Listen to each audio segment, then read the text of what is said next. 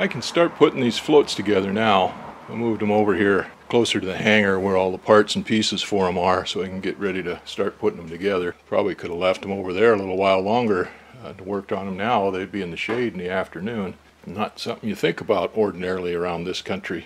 Probably the first thing I need to do before I do anything else on those is to clean out around those hatch covers, those handhold covers. Get those on there, and that'll seal those up so water doesn't run into them. And then I've got balls, rubber balls that go in the pump outs there. I've got to figure out what I did with all of those. I've got new rubber balls. The ones that were in these floats were pretty well trashed out. To put the balls in the pump outs and the hatch covers on, and those things will be watertight. The weather's supposed to be nice for the next 5 or 6 days, so they're going to be okay out here now. I've been working on these, getting all the old glue off of them. I'm trying to just use lacquer thinner or solvent. That wasn't working out too productively, so wound up getting a little stainless steel wire brush and cleaning them out. I still had to scrape some of the glue out of there and then dissolve some of it out with some lacquer thinner, but I got them all pretty well cleaned out. And it was just as well because some of those had some corrosion in them underneath the glue. The ones in the back in particular there had some corrosion in them, so the wire brush was able to get that cleaned up pretty good and polished up. The thing that it did do is it took everything down to the bare aluminum. So I've got some zinc primer. They don't have zinc chromate, but I got this zinc phosphate now I got down at the boat supply store. I'm going to go ahead and spray these hatch covers with the zinc chromate primer and let it cure before I put the glue in there, before I glue those O-rings in.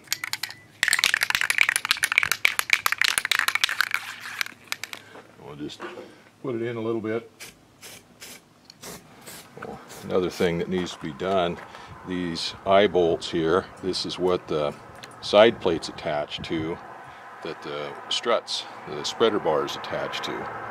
Oh, these ones on this right float are kind of rusty, and they're not flaking rust or anything, so you might think they're okay, but I want to make sure and get them cleaned up because it doesn't take very long for that to change from just surface rust to something nasty, and those are expensive and hard to get. So those are steel, so I can use a wire brush on them to clean them up. You don't want to use a steel wire brush on the aluminum, because little particles of steel on the wires get embedded in the aluminum, and that makes a sore spot there that'll cause corrosion. But these are steel, so it won't hurt them any. I've taken some duct tape and taped off around those to protect the surrounding aluminum from the wire brush, to keep from abrading that, getting particles in there. So I want to clean those up, get them down to bright metal, and then I want to paint them with Exo Rust. Exo Rust has turned out to be a pretty good coating for steel parts. It's not perfect, but it works. The O-rings are all glued on now. We'll let those sit there and cure. Contact cement says it only takes a minute or two to cure, set up, but I'll let it set up good before I put those covers on there. Right, I got the hatch covers on. I thought I was going to have to get the vacuum cleaner out and some rags and come in here and wipe those out and get the water out of them. But I guess the last few days of sunshine baked them out because they were all dry inside. Anyway, I cleaned up enough hatch covers to put on there. Took the screws and put some Peralcatone on them, got them in there tight, so that closes those in. And then I went around and I found my balls. I know that sounds kind of rude, but we've got rubber balls that fit in holes in the floats there for pump outs.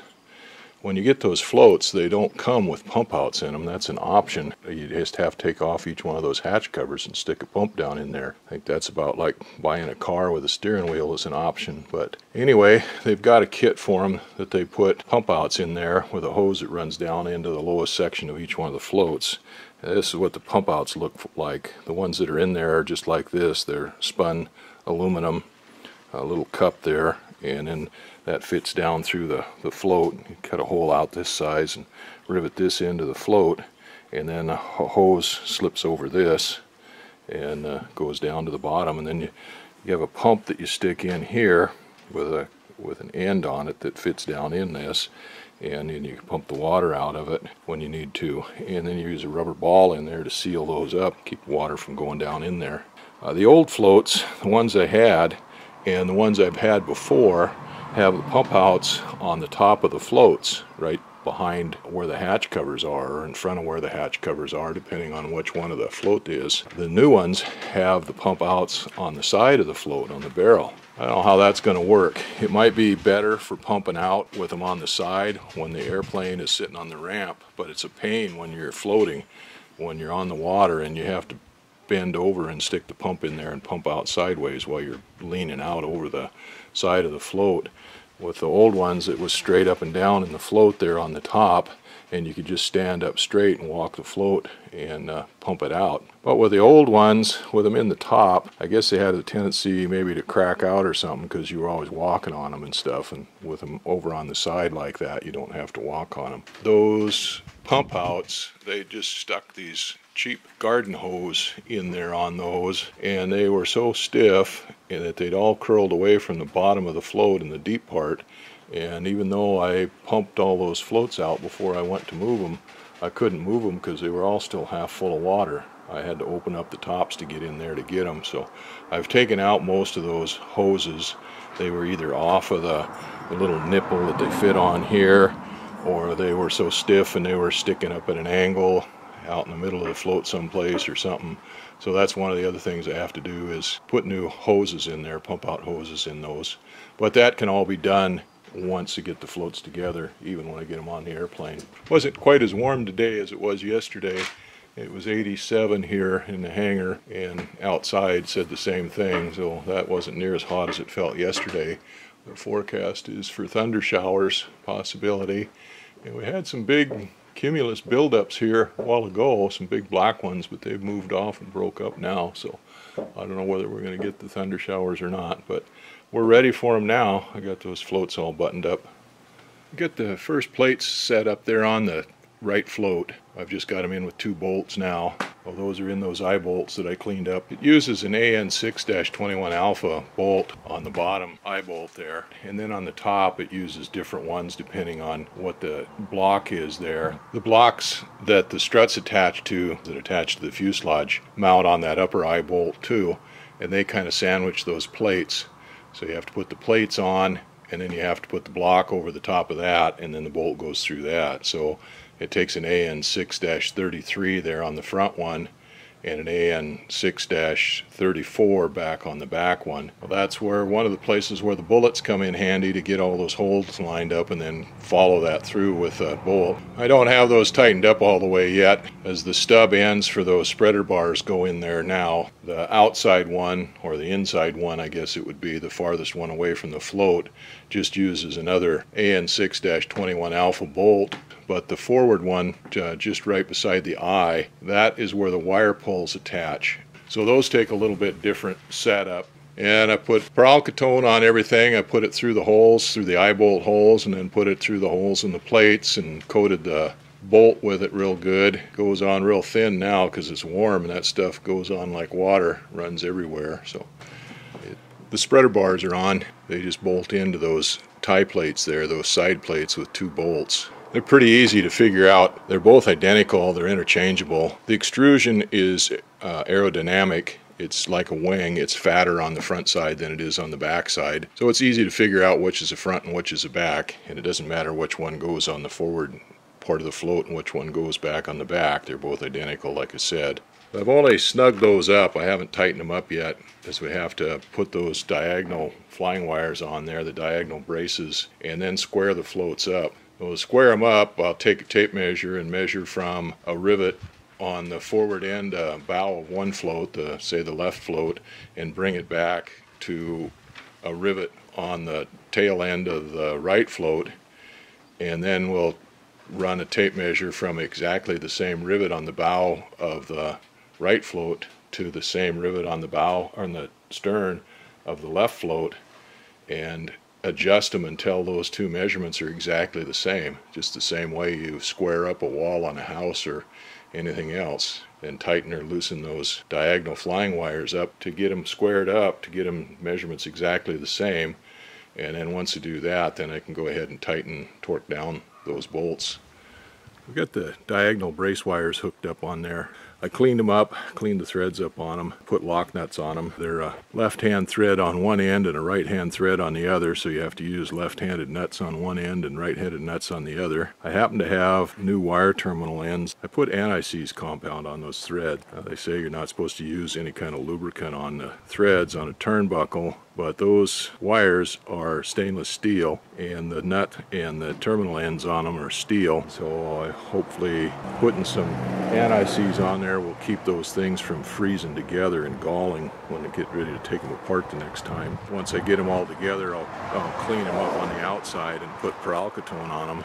So now I get it thing rigged up, and what I've done here is I've taken 2 tape measures and I picked out a rivet on the end of the floats there where this angle comes back to the back end of the float on the outside of both floats, and I put the tape measures. I've actually taped them down on the 3-inch mark. It doesn't make any difference as long as they're both the same. Now we'll measure out here to the front and I'll pick a spot out the same place on both floats, and if I do it right here on this outboard rivet right here, I've got 214 7/8 inches to that rivet on this one. I'll go over and measure on the other one, and I've got 200 and geez, it's awful close there. I've got that's within the 1/16 of an inch there, so tighten this one up a little bit. That'll pull this one back.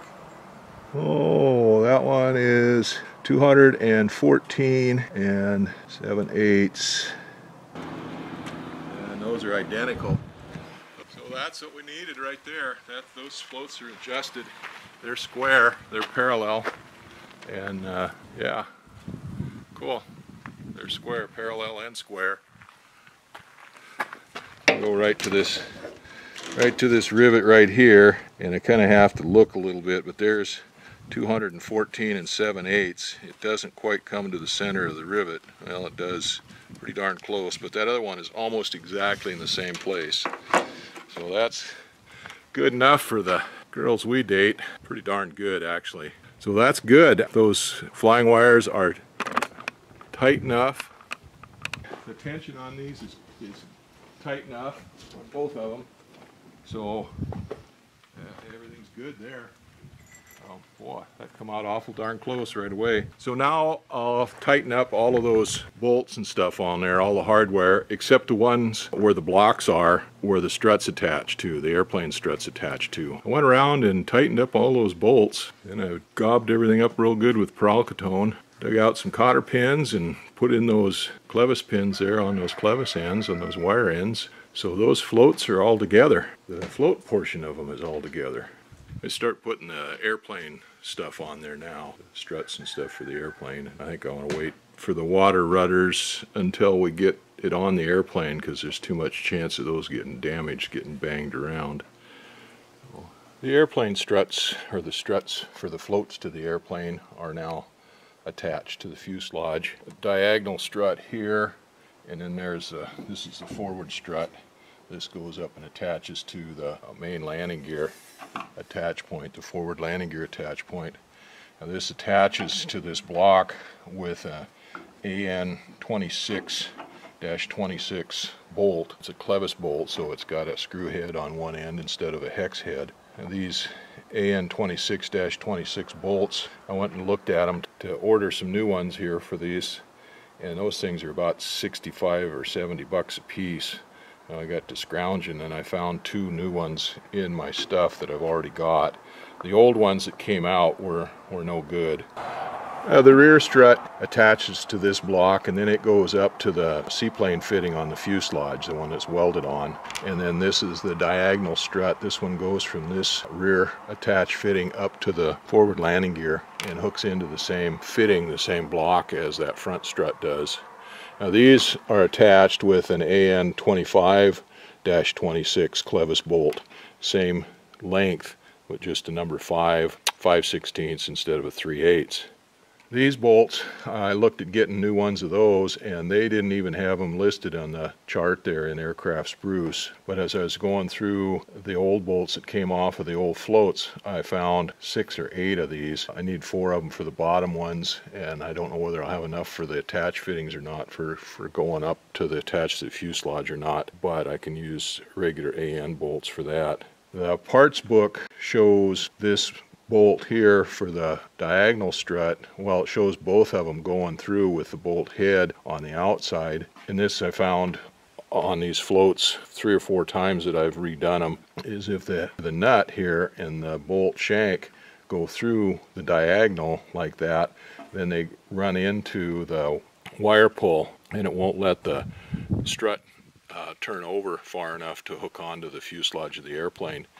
I don't know whether that's going to be the case now or not with this wider fuselage, because everything, all the geometries here is going to be a little bit different. But just because of experience, I ran that bolt through from the backside out. And the nuts on these are AN 364 nuts instead of AN 365 nuts. They're a shear nut or a thinner nut. They're not taking any tension stress, it's just all shear stress.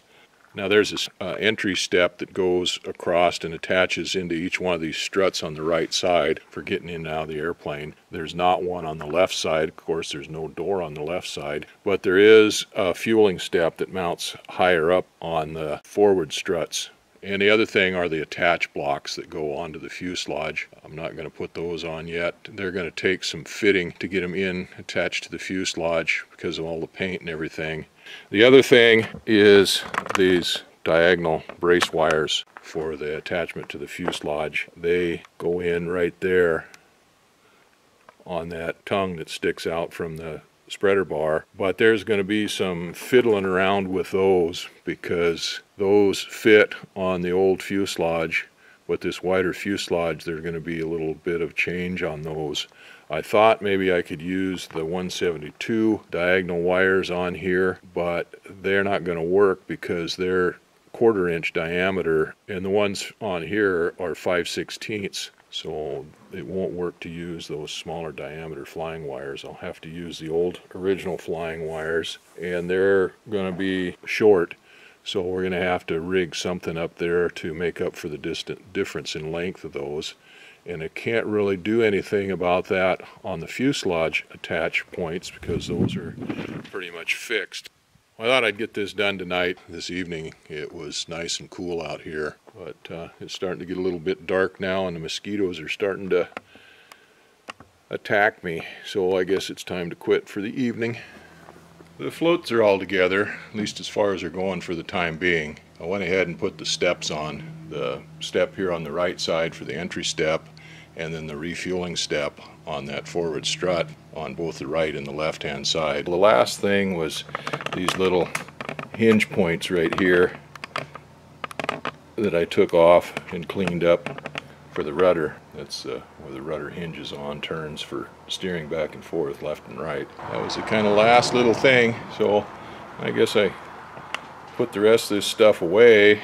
Those other struts were the diagonal struts off the 172 gear, and I kept those out in case I needed them to replace one of the struts on the Supercub gear, but everything was good enough to use on there. And then I've got all those extra hatch covers, handhole covers there.